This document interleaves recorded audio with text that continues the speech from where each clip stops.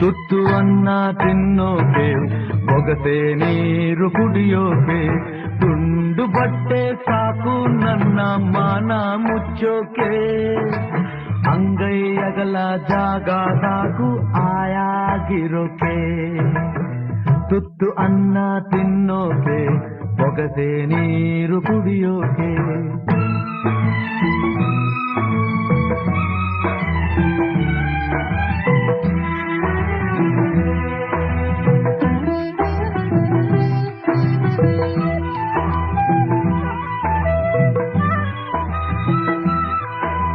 ಕಾಡ್ನಾಗೊಂದು ಮರವೇ ಒಣಗಿ ಬಿದ್ರೆ